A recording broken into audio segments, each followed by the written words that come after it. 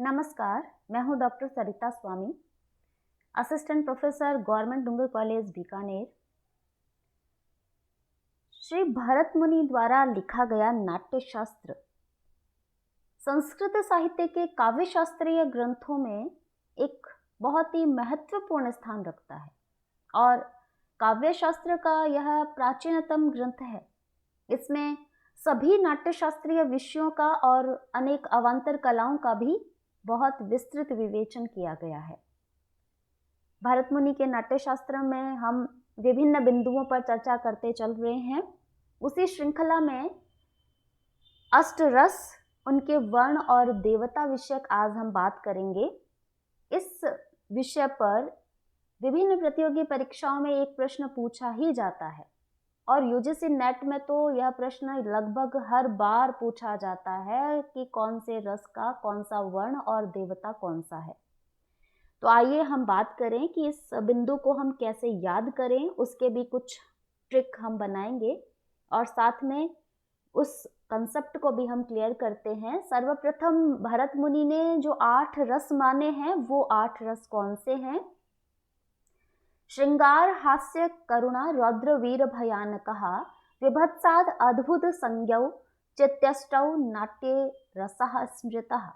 अर्थात नाट्य में श्रृंगार, हास्य, करुण, रौद्र, वीर, भयानक, विभत्स तथा अद्भुत ये 8 रस माने गए हैं। भरत मुनि ने 8 ही रस माने हैं।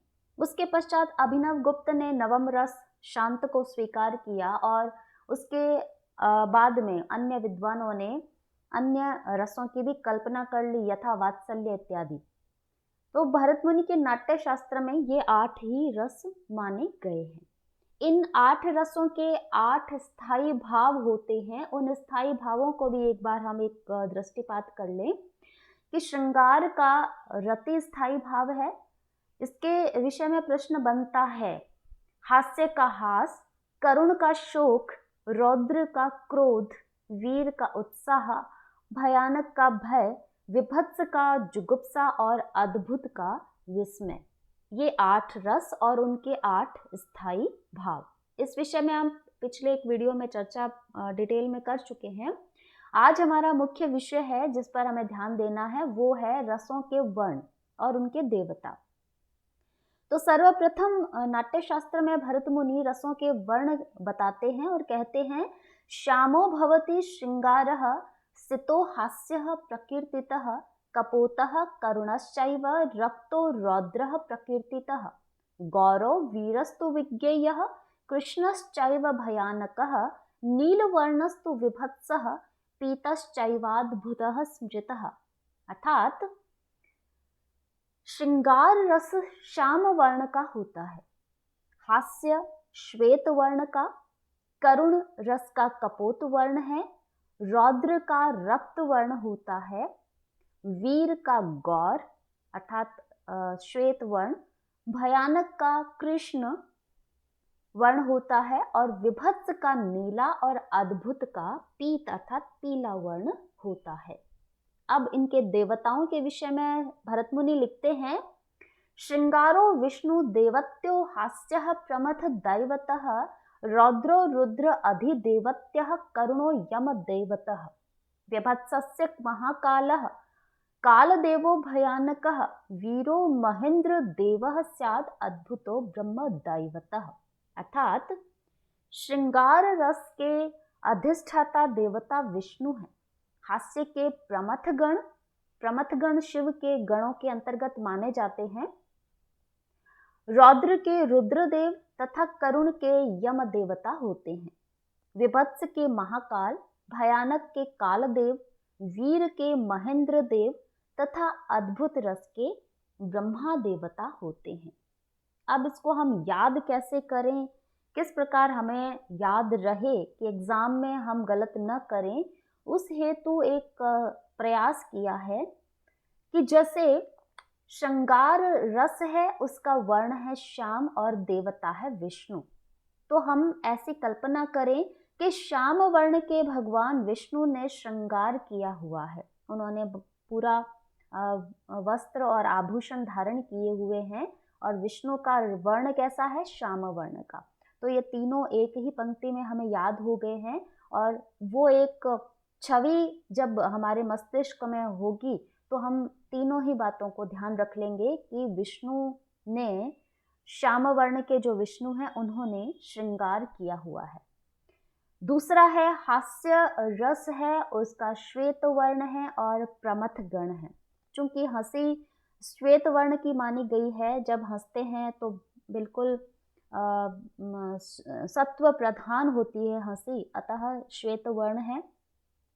और प्रमथ गण अर्थात जो शिव का समूह है, तो किसी समूह में, किसी ग्रुप में बैठने पर ही हास्य रस का प्रसंग बनता है, हंसी मजाक होती है। इसलिए कौन है? देवता प्रमथ गण एक ग्रुप है, और हंसी कैसी है? श्वेत वर्ण की है।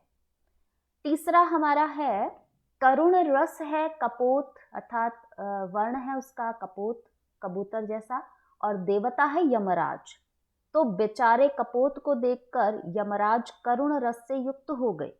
करुण रस वैसे ही बेचारगी का हो गया, एक तरह से उनको दया भाव आ गया।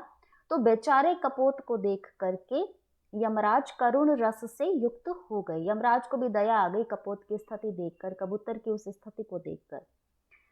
अब है चौथा रौद्र रस। तो रौद्र रस का वर्ण है रक्त, और इसके देवता है रुद्रदेव। तो रुद्रदेव जब रौद्र रूप को धारण करते हैं, अर्थात भगवान शिव, रुद्र कहते हैं शिव को, तो भगवान शिव का जो रुद्रदेव जब रौद्र रूप को धारण करेंगे, तब उनकी आंखें कैसी हो जाती है? रक्तवर्णी अर्थात लाल हो जाती है। तो कौन सा हो गया? रौद्र रस हो गया, रक्त वर्ण हो गया, और रुद्रदेव हो गया। तो उस रुद्रदेव की उस कल्पना को मनोमस्तिष्क में याद करते ही हमें तीनों चीजें याद हो जाएगी। पांचवा है वीर रस का। तो उसके वर्ण है गौर वर्ण, बिल्कुल गोरे श्वेत वर्ण के, और महेंद्र देव है। तो हम कहेंगे कि गौर वर्ण के महेंद्र देव अर्थात इंद्र, इंद्र कैसे हैं? गौर वर्ण के हैं, और वो अत्यंत वीर है। वो वीरता युक्त प्रदर्शन करते रहते हैं, असुरों के साथ युद्ध करते हैं। तो गौर वर्ण के महेंद्र देव ने वीरता युक्त प्रदर्शन किया या अत्यंत वीरता दिखाई। तो वीर रस, गौर वर्ण और महेंद्र देव। अगला रस है भयानक। इसका वर्ण है कृष्ण और देवता है कालदेव। तो भगवान कृष्ण ने कालदेव के समान भयानक स्वरूप को प्रकट किया। जब भगवान कृष्ण ने अपना व्यापक स्वरूप दिखलाया, उस समय ऐसा लगा कि मानो साक्षात काल ही हमारे समक्ष प्रस्तुत हो गया हो। तो भगवान कृष्ण ने कालदेव के समान भयानक स्वरूप को प्रकट किया। विभत्स रस है, नील वर्ण है और महाकाल देवता है। तो सायकाल के समय युद्ध में जब नरसंहार होता है, उस समय का जो दृश्य हो मान लो, तो वो विभत्स दृश्य को देखकर ऐसा लगा मानो नील वर्ण के स्वयं महाकाल ही उपस्थित हो गए।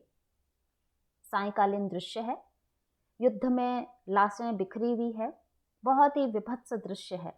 तो उस विभत्स दृश्य को देखकर ऐसा लगा मानो नील वर्ण के स्वयं महाकाली वहां पर उपस्थित हो गए हो। तो रस हो गया विभत्स, वर्ण हो गया नील, और देवता हो गए महाकाल। अगला है अद्भुत रस। उसका वर्ण है पीत और इसके देवता है ब्रह्मदेव। तो ब्रह्मदेव कैसे वस्त्र धारण करते हैं? पीत वर्ण के, पीले वस्त्र धारण करते हैं, और उनके भीतर अद्भुत शक्तियां हैं या अद्भुत ज्ञान युक्त है। तो पीत वस्त्र धारण किए हुए ब्रह्मदेव अद्भुत ज्ञान शक्तियों से युक्त है। इस प्रकार से हम आठों रसों को उनके वर्ण और देवताओं के साथ में एक छवि की कल्पना करके, एक दृश्य की कल्पना करके याद करने का प्रयास कर सकते हैं। और नाट्यशास्त्र के अन्य विषय जो परीक्षा उपयोगी दृष्टि से महत्वपूर्ण है, उसके विषय में हम और अधिक आगे बात करेंगे। इससे संबंधित यदि कोई जिज्ञासा है तो आप नाट्यशास्त्रीय विषय से संबंधित अथवा अन्य किस विषय पर आप यदि कोई कठिनाई अनुभूत करते हैं और उस विषय पे आप वीडियो चाहते हैं, तो आप कमेंट बॉक्स में अवश्य लिखिए। मैं उस विषय को सरलीकृत करने का अपनी तरफ से पूरा प्रयास करूंगी। ताकि आपको एग्ज़ाम में सफलता की प्राप्ति हो। और अन्य किसी भी प्रकार की सहायता के लिए या किसी भी प्रकार के विषय को सरलीकृत करने के लिए आप कमेंट बॉक्स में मुझसे संपर्क कर सकते हैं। और तब तक के लिए धन्यवाद।